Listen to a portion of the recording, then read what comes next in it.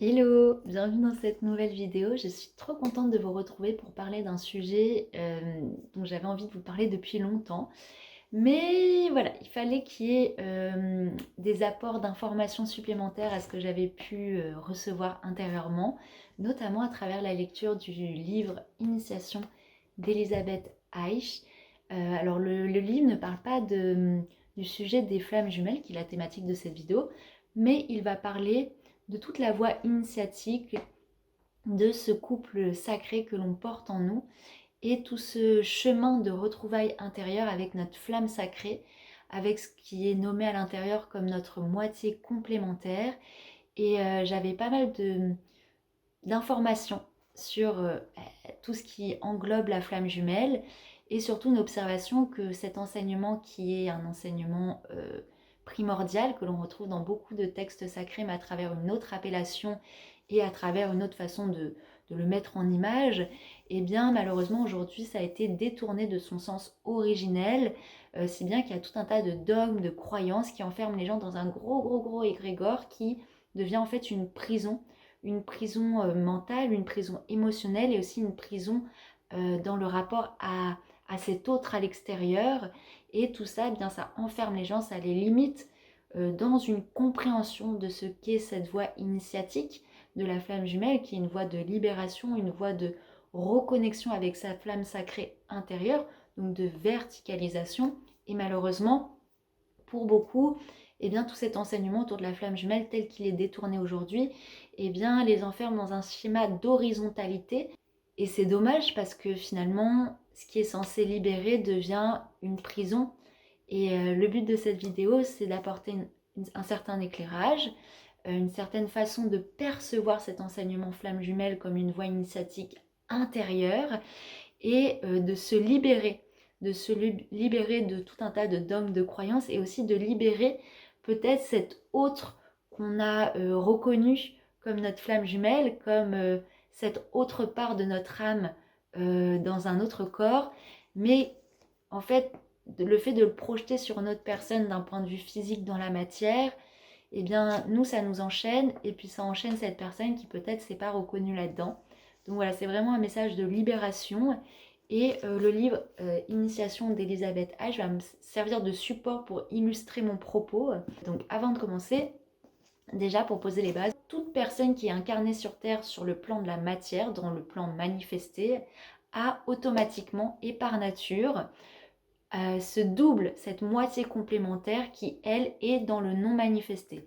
Si par exemple je m'incarne en tant que femme avec ma polarité yin très accentuée, eh bien dans le non manifesté, il y a cette moitié complémentaire masculine avec un yang qui est davantage présent, ce qui fait qu'en fait, je pars de ce centre d'unité qui est la source, et pour me manifester, en fait, je vais me matérialiser dans la matière en tant que personne femme yin, ce qui fait que automatiquement, ce qui est resté dans le non manifesté, bah, c'est cette complémentarité de mon être, et donc c'est cette partie masculine yang. Et le fait d'être lié au non manifesté fait qu'il y a ce lien qui va me guider tout au long de ma vie pour faire ce travail d'alchimie et d'ascension de conscience en moi-même. Et c'est comme un fil qui me relie au non manifesté, à la source, et qui me guide tout au long de ma vie pour permettre cette réunion intérieure, ce mariage intérieur. Donc c'est pour ça que lorsqu'on va parler de flamme jumelle, cette autre moitié de son âme, de son être profond, eh bien, reste dans le non manifesté, puisque c'est comme un fil qui me relie à la source et donc qui me permet de faire cette reconnexion en moi. Le fait que ce soit dans le non manifesté, ça me permet de faire cette élévation intérieure. Et dans le livre Initiation, il est expliqué par exemple que d'après le niveau de conscience tel qu'il est, avec une conscience qui est encore très attachée à la personnalité, très dans une opacité et dans un schéma émotionnel et mental, dans sa perception de l'amour, eh bien pour le moment il peut y avoir de ces deux moitiés, cette moitié complémentaire dans le plan physique, parce que sinon ça créerait une sorte de court-circuit et une sorte d'annulation. Et il faut d'abord avoir fait tout ce chemin de conscience intérieure à travers ces 7 niveaux de conscience, à travers les 7 chakras, pour pouvoir venir ensuite faire cette réunion dans cette flamme sacrée intérieure, ce mariage dans notre trinité. Donc quand je parle de trinité, on a vraiment cette forme de pyramide. Sur le plan de la matière, on est sur la base, on est encore dans cette conscience qu'on appelle à 4 pattes, qui est encore très animale dans le chakra du bas. Et du coup, il y a cette élévation de la conscience jusqu'au sommet, jusqu'au chakra couronne, cette réunion dans ce point, dans la source, au centre de soi, qui permet en fait d'épouser cette trinité en soi et de changer. C'est quand on passe en fait d'un corps carbone à un corps cristallin, à quelque chose de l'ordre de la lumière, qu'on retrouve ce corps de lumière. À partir du moment où on a épousé cette lumière intérieurement, comme les grands maîtres, eh bien on peut projeter sa moitié complémentaire dans la matière. Mais c'est parce qu'on a fait ces retrouvailles dans la lumière que l'on peut projeter depuis cette lumière son autre complémentaire dans la matière, ce qui fait qu'il y a beaucoup de maîtres qui sont venus sur Terre avec leur moitié complémentaire pour incarner cette initiation, pour incarner ces enseignements et pour mettre à jour pour l'homme qui est en chemin ce qu'il porte en lui en termes de complémentarité masculine et féminine et toute cette alchimie du couple sacré qu'il porte en lui. Donc la plupart des maîtres en fait viennent incarner les messages dans la chair à travers une démonstration. Ils ne sont pas juste dans la parole, c'est parce qu'ils témoignent par leur vie, parce qu'ils actent et parce qu'ils incarnent les enseignements que l'homme peut voir ce qui est montré devant lui et qu'il peut les intégrer et comprendre que ce qui lui est montré, c'est ce qu'il porte en lui comme bagage de conscience et qu'on lui montre un chemin. Donc quand les grands maîtres viennent s'incarner en couple avec leur moitié complémentaire, et bien ça c'est possible parce qu'en fait ils ont déjà fait cette réunion dans la lumière et ce qu'on voit c'est une projection de cette lumière qui a une certaine densité, c'est vrai, mais qui ne peut pas de l'ordre de la matière comme nous on peut l'entendre quand on dit j'ai rencontré ma flamme jumelle.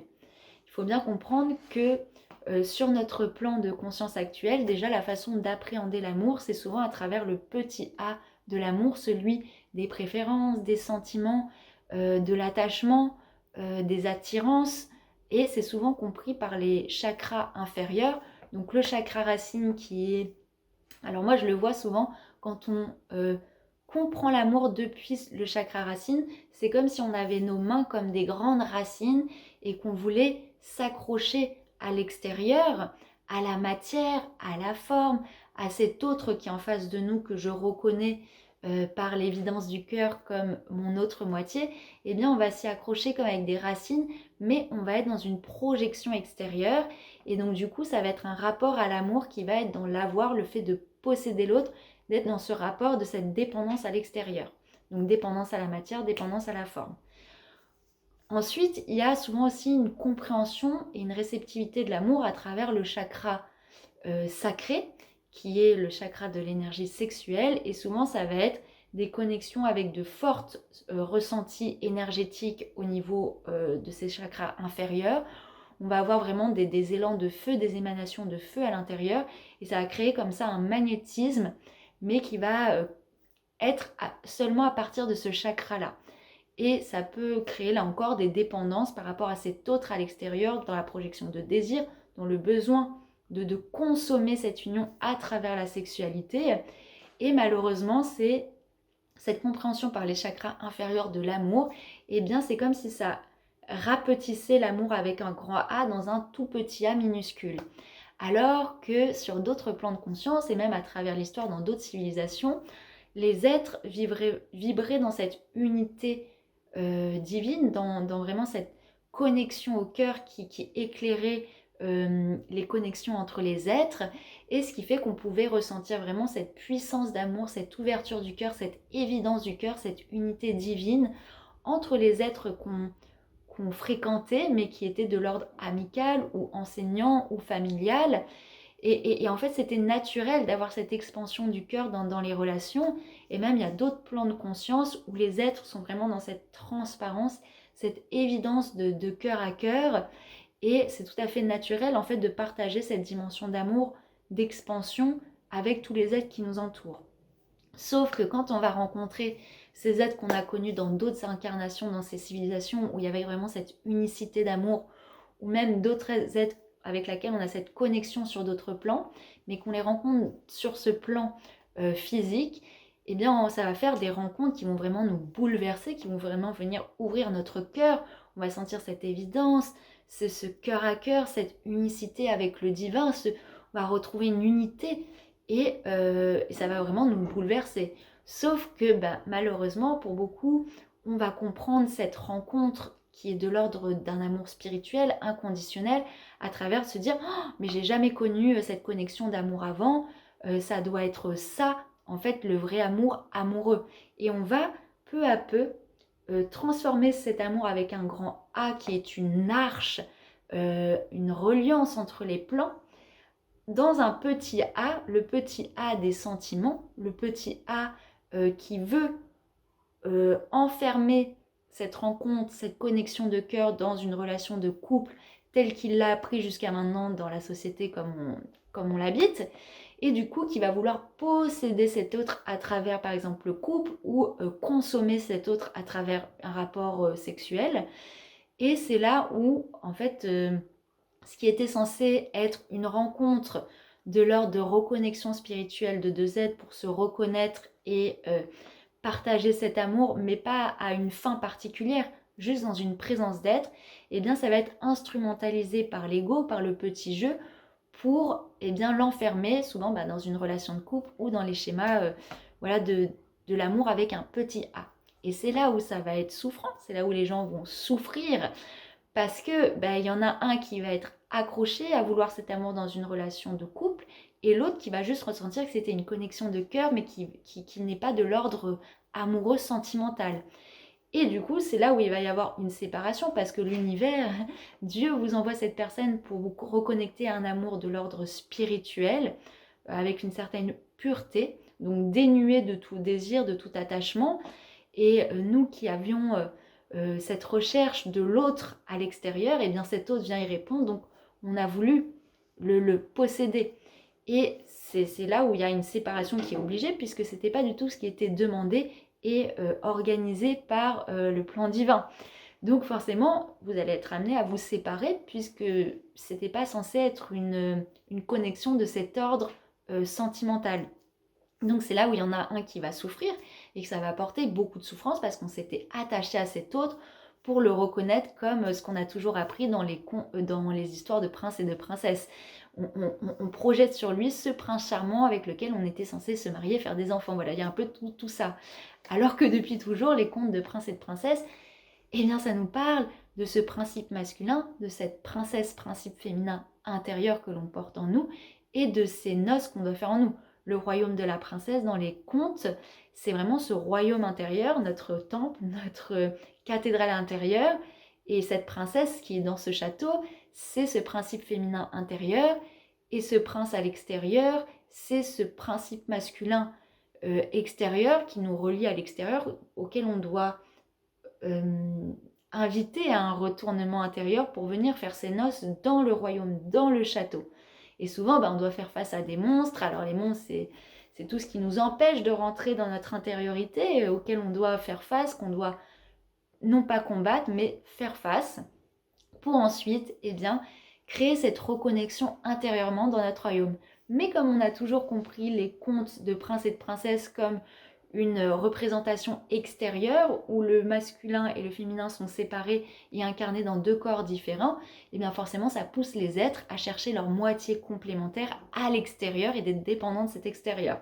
Donc c'est un peu ce qui vient se réactiver comme processus et mode de compréhension du couple quand on rencontre quand il y a cette rencontre bouleversante, sauf que c'était pas du tout ce qui était demandé et appelé. Parce que pour le moment, on est sur une planète où il faut d'abord inviter les êtres à faire ce retournement intérieur, tout ce chemin de conscience, faire ces épousailles intérieures, avant d'atteindre une certaine maîtrise, une maîtrise qui demande à dépasser tout ce qui est de l'ordre des désirs et des projections et des attachements des chakras inférieurs pour l'élever vraiment en conscience dans les chakras supérieurs. Donc il y a déjà tout ce chemin de conscience intérieure à faire pour soi, en soi. Donc, ce qui nous est présenté, ces merveilleuses rencontres, c'est vraiment un cadeau merveilleux de la vie, de l'intelligence divine pour effectuer ce retournement et cette prise de conscience que cette moitié complémentaire qu'on cherchait tant à l'extérieur, eh bien depuis toujours, elle était en nous, dans notre intériorité, et là pour faire ce mariage en notre flamme sacrée avec le divin. Et c'est pour ça que beaucoup de gens se perdent dans tous ces dogmes, ces croyances avec la flamme jumelle, parce que ça les détourne de leur intériorité, de leur moitié complémentaire qui, elle, est dans le non manifesté, et ça les emprisonne dans ce rapport à l'extérieur, donc ça les emprisonne dans les chakras inférieurs. Et ça les empêche de faire ce chemin de conscience initiatique intérieurement d'élévation.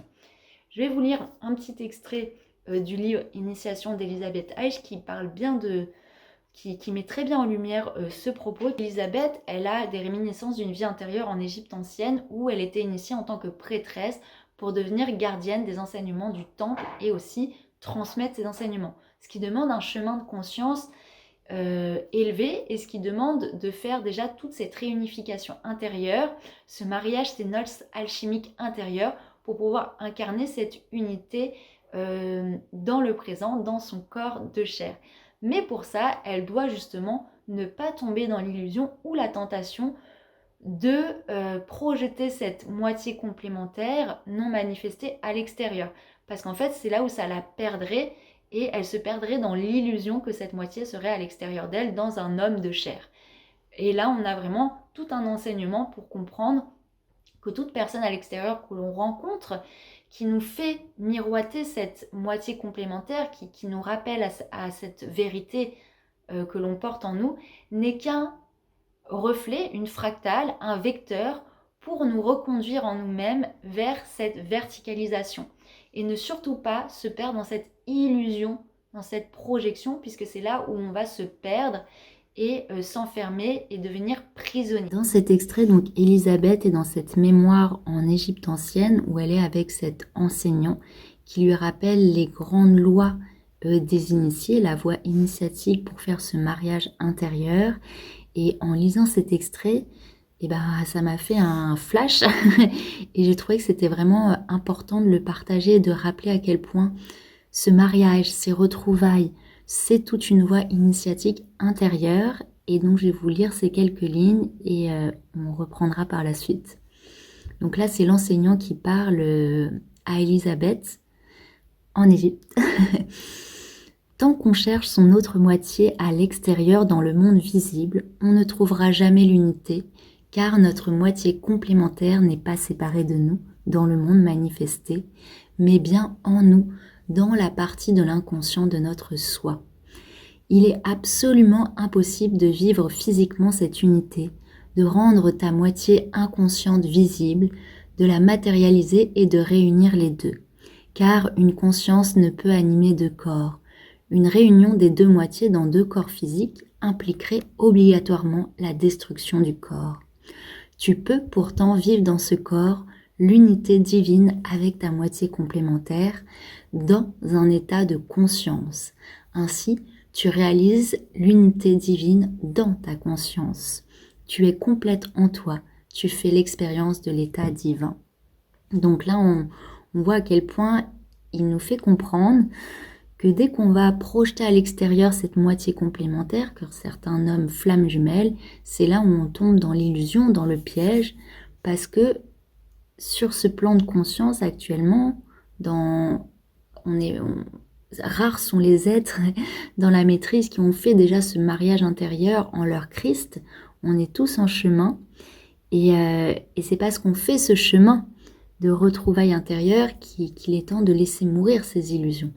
Et c'est important de dire, ça ne veut pas dire pour autant qu'il ne faut pas chercher à relationner, à partager une relation profonde, amoureuse, et ou même avec une personne avec qui on a cet écho spirituel, mais de bien avoir conscience que cet autre en face ne peut être cette partie de soi qu'on a tant cherché, mais simplement un reflet, une fractale qui nous ramène et qui nous renvoie à cette véritable moitié complémentaire qui est en nous. Donc on peut cheminer avec un compagnon, mais avoir toujours cette conscience que cet autre qu'on cherche tant à l'extérieur, il est dans nos profondeurs et dans ce mariage avec notre conscient qu'on met au monde dans le conscient et vraiment dans ses retrouvailles intérieures. C'est pour ça que je trouve que le livre d'Elisabeth Eich, Initiation, est aussi très important pour illustrer ce propos. C'est parce que donc dans son initiation, elle doit faire ce mariage intérieur.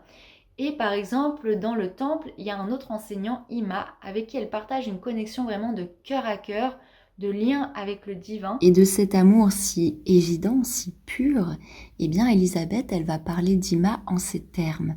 Un homme que je n'aime pas comme ma moitié complémentaire, mais comme moi-même. Je ne pourrais l'aimer d'un amour terrestre, car j'ai toujours été unie en Dieu avec lui. C'est l'amour éternel de l'unité paradisiaque qui nous lie.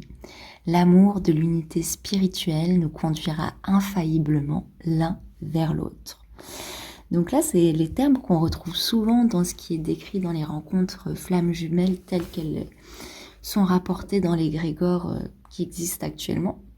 Et ça nous met un peu la puce à l'oreille de se rendre compte qu'il oui, il y a des connexions de cœur, d'évidence au divin qu'on a connues dans d'autres vies, qu'on connaît sur d'autres plans, mais qui n'ont pas vocation d'être notre moitié complémentaire, mais bien des connexions d'amour pur, spirituel, ce qui fait que par exemple Elisabeth, dans une autre incarnation, elle va être amenée à retrouver Ima, et elle va expliquer « Nous avons atteint un niveau sur lequel nous pouvons nous rencontrer sans qu'il n'y ait aucun danger de succomber à l'amour charnel. La volonté de préserver la pureté de notre amour et donc d'écarter toute tentation, et bien ce qui fait d'Ima, dans cette nouvelle incarnation, son fils. » Afin de préserver ce lien d'amour, ce lien de pureté. Et ça, je trouve que c'est vraiment un exemple très très intéressant, comme j'en ai parlé en début de vidéo, c'est-à-dire, il y a des êtres en effet avec qui on a cette évidence de cœur qui dépasse tout entendement de l'amour. C'est vraiment l'amour inconditionnel, cet amour où on est face à cet autre qui nous reconnaît, qui lit en nous parce qu'on est dans cette transparence, dans cette présence d'être et d'amour, mais que cet amour n'est pas de l'ordre de notre moitié complémentaire qui est dans le non manifesté, et elle ne doit pas être entendue de la sorte parce que sinon là c'est le piège, et que souvent on est censé appeler à préserver cette relation spirituelle dans cette connexion de cœur, et c'est pour ça que la vie, dès qu'on va vouloir enfermer cette relation dans les chakras inférieurs, va créer des séparations, va créer une mise à distance, parce que c'était pas du tout ce qui était demandé, et qu'il faut préserver ce lien de pureté, ce lien spirituel. Et c'est pour ça que des êtres qui ont une connexion si forte sont séparés pour, épurer tous ces liens d'attachement, épurer toutes ces projections pour revenir à cette pureté. Et finalement, des fois, il n'y a que la distance qui permet de garder cette pureté de lien spirituel. Donc c'est pour ça que beaucoup de personnes vivent ce qu'ils appellent une reconnexion flamme jumelle, projettent sur cet autre, il y a cette séparation, mais c'est parce qu'en fait, ils sont appelés à épurer tout ce qu'ils étaient en train de projeter sur cette rencontre de l'ordre d'un amour inconditionnel et spirituel. Et la distance permet de faire tout ce nettoyage. Sauf que pour beaucoup, il y a cet attachement à l'autre, cet attachement à la forme pour retrouver cette essence en nous, cette essence divine, et que la distance est le seul moyen pour permettre à chacun en fait de comprendre, de conscientiser que ce qu'on projetait dans l'autre comme notre moitié complémentaire, était en fait depuis le début en nous, dans notre partie inconsciente, dans ce plan non manifesté, et que l'on est invité à faire ce grand chemin, cette voie initiatique intérieure de verticalisation. Et j'avais envie de prendre un exemple très concret pour expliquer un peu ce qui se passe avec tout cet égrégore de flammes jumelles et de perdition à l'extérieur. Je vais l'illustrer avec le conte de Blanche-Neige. Dans Blanche-Neige, Blanche-Neige a cette méchante marâtre qui a pris le rôle de sa mère, qui est devenue reine et qui passe son temps à se regarder dans le miroir et à demander au miroir « Miroir, qui est la plus belle ?» pour valider en fait, toute sa personnalité, valider son personnage, tout ce personnage de surface, de reine qu'elle a construit. Et elle a besoin que son reflet soit validé pour dire qu'elle est la plus belle et finalement satisfaire son ego. Ce qui se passe avec ces rencontres flammes jumelles, c'est que c'est des rencontres qui sont censés être une mise en miroir, que cet autre est censé être un miroir qui nous reflète la lumière que l'on est dans notre intériorité, qui nous reflète cette grandeur d'amour, cette évidence de l'amour avec un grand A, mais cet autre est censé être simplement un miroir là pour refléter ce que l'on porte en nous. Et bien souvent, ce qui était censé être un miroir devient une relation de dépendance et finalement, au lieu de comprendre que cet autre, il était juste au service de l'intelligence divine pour être ce miroir de notre intériorité, de notre flamme sacrée, eh bien on devient dépendant de cet autre, comme la reine, la méchante marade dans Blanche-Neige. On devient cette reine qui a besoin de l'autre pour valider son reflet, valider cette lumière, valider cet amour, et du coup il y a cette dépendance qui se crée au reflet que l'autre nous porte. Et donc, on est sans cesse dépendant de cet autre à lui demander qui est la plus belle et on veut qu'il valide cette beauté que lui voit en nous et que lui met en lumière en nous. Comme cet autre, il met en lumière notre beauté d'être, eh bien nous, on devient dépendant de ce qui nous renvoie de nous, qui est si magique, si incroyable, si divin. Sauf que là, c'est là où se joue l'emprisonnement à l'autre. Et surtout, on enferme l'autre dans cette croyance. On lui dit, mais tu es l'autre moitié de mon âme. Mais là, ça l'enchaîne, ça l'empêche et ça l'ampute de reconnaître sa propre flamme sacrée en lui et de reconnaître que lui-même porte sa moitié complémentaire en lui et que c'est en lui qu'il doit faire ses noces alchimiques. C'est comme si on détournait aussi l'autre de sa voie initiatique. Et donc, on devient dépendant. Et c'est ça souvent qu'on voit dans ces égrégores, c'est cette dépendance au miroir, cette dépendance au reflet. Alors que cet autre, depuis le début, qu'est-ce qui répond à la méchante marâtre, le miroir? Il dit non, ce n'est pas... oui, vous êtes la plus belle peut-être ici, mais la plus belle de tout le royaume. Du royaume. Le royaume, c'est le royaume qu'on porte en nous, c'est Blanche-Neige. Et donc le miroir, qu'est-ce qu'il fait? Au lieu de valider le reflet de la reine, il lui montre une voie. Il lui montre, non, c'est par là que tu dois regarder. Pas ici dans le miroir pour te valider. Ce que tu dois regarder, c'est là-bas, c'est Blanche-Neige. Qu'est-ce qu'elle a à t'initier, à t'enseigner? Donc la flamme jumelle, c'est pareil. Cette hôte, qu'est-ce qu'il nous montre? Il nous dit, ce n'est pas moi qu'il faut regarder, ce n'est pas à moi de valider ce que tu es. Toi, tu dois te retourner vers cette voie initiatique qui est Blanche-Neige, parce que Blanche-Neige, à travers ses cheveux noirs d'ébène, sa peau blanche comme la neige, ses lèvres rouges comme le sang, elle porte et elle est la gardienne de l'œuvre alchimique, l'œuvre au noir, l'œuvre au blanc, l'œuvre au rouge. Donc, en fait, c'est les étapes alchimiques à reconnaître en soi et par lesquelles on doit passer pour, se réunir en soi et faire cette réunion avec le prince. Et c'est ça que nous montre le miroir, c'est ça que nous montre cet autre, c'est de se retourner en soi pour épouser cette voie alchimique en nous-mêmes. Et d'ailleurs, à la fin de Blanche-Neige, la reine qui est restée dépendante au miroir, qu'est-ce qu'on lui fait? Quand elle voit que ça y est, Blanche-Neige, elle peut épouser le prince et qu'en plus c'est la plus belle. Quand on parle de beauté, bien sûr, dans les contes et légendes, on ne parle pas de la beauté physique. Ça, c'est souvent mal compris. On parle de la beauté vertueuse de l'être. C'est pour ça qu'elle est blanche comme la neige, parce que Blanche-Neige, elle est immaculée. Elle a fait ce travail de purification. Elle rayonne cette pureté de l'amour. Et c'est pour ça que d'ailleurs, elle va plonger dans un sommeil profond, parce que le fait de plonger dans un sommeil profond, c'est ce retournement en soi. On n'est plus dans cette vision des sens physiques, on retourne cette vision vers l'intérieur et on plonge dans cette vision intérieure de connaissance de soi intérieure.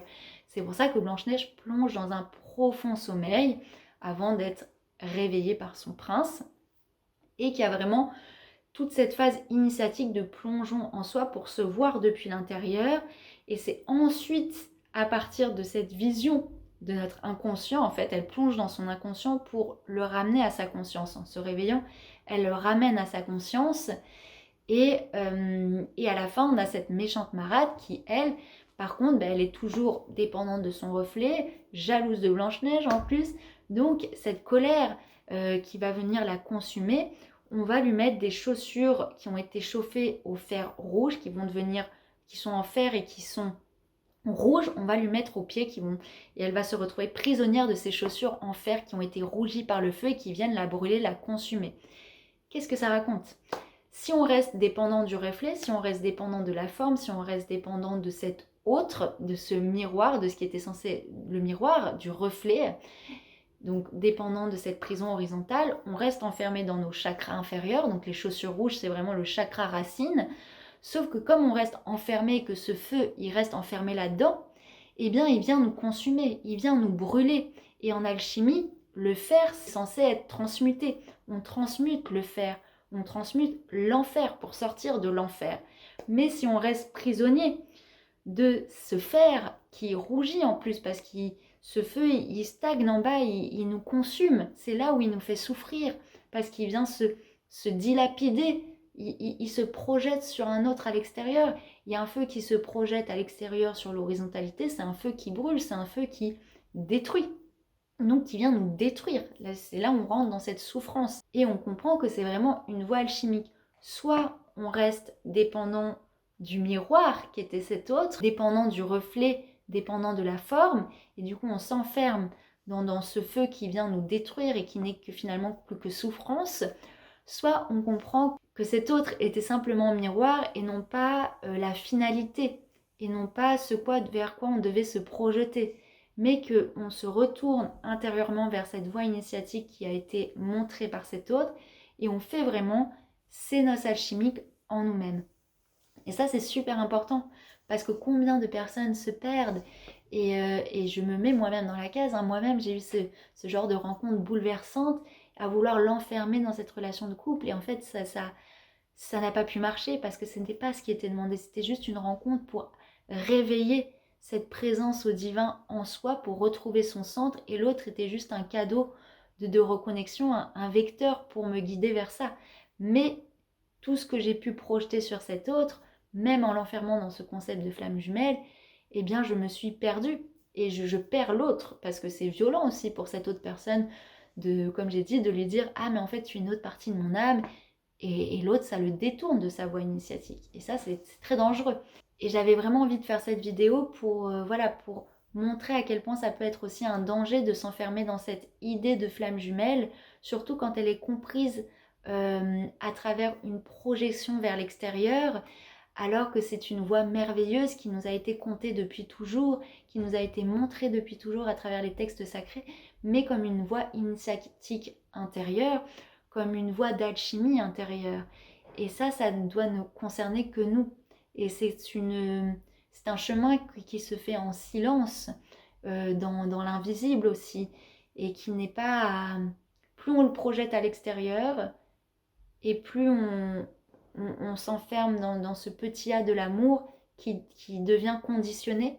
Et le but, c'est de grandir dans ce A majuscule de l'amour qui nous relie dans tous ses plans, et de devenir l'incarnation de cet amour inconditionnel, et d'incarner cette présence en soi, et de retrouver cette flamme sacrée, cette unicité de Dieu à travers tous les êtres qui nous entourent. Et ça, c'est important de se rappeler qu'on est tous reliés à cette grande flamme sacrée, et de libérer peut-être cette personne qu'on a pu enchaîner, et avec laquelle on s'est enchaîné nous-mêmes. Donc voilà, c'est vraiment un partage, voilà, de rappel à la voie initiatique qui est le concept de flamme jumelle. Si jamais vous êtes invité, ou si ça surgit dans votre vie comme ça, eh bien c'est un rappel que vous portez en vous ce couple, que vous portez en vous cette flamme, et que vous êtes reliés quoi qu'il arrive à cette moitié complémentaire dans le non manifesté. Et c'est parce qu'elle est dans le non manifesté que c'est un cadeau merveilleux qui nous rappelle et qui nous reconnecte toujours à notre verticalité, et surtout à ne pas nous perdre dans cette dimension horizontale et dans tout un monde de projection. C'est une vidéo assez riche, assez complète, j'ai l'impression d'avoir dit l'essentiel. Je vous mettrai en barre de description les textes que j'ai pu partager à ce sujet, qui sont souvent beaucoup plus clairs à lire, parce qu'il y a beaucoup de choses dans le partage à l'oral qui viennent. Et peut-être que cette vidéo, voilà, ne plaira pas à tout le monde, mais je pense que c'est important aujourd'hui, quand on parle d'enseignement spirituel, de ramener les gens vers cette voie initiatique intérieure, et de les libérer de toute attache et de dépendance à l'extérieur, parce que ça peut perdre beaucoup de personnes, ça les vide en fait de leur énergie vitale, et Il y a beaucoup de choses aujourd'hui qui sont détournées dans les enseignements spirituels pour perdre les gens à l'extérieur, dans une spiritualité de forme, dans une spiritualité de dépendance. Et ça, c'est pas du tout ce que j'ai envie de partager sur cette chaîne. C'est pour ça que j'avais envie de parler des flammes jumelles, parce que c'est trop important de se reconnecter à cette flamme en soi et aussi de l'incarner. Donc je vous remercie pour votre écoute et puis je vous dis à bientôt pour une prochaine vidéo.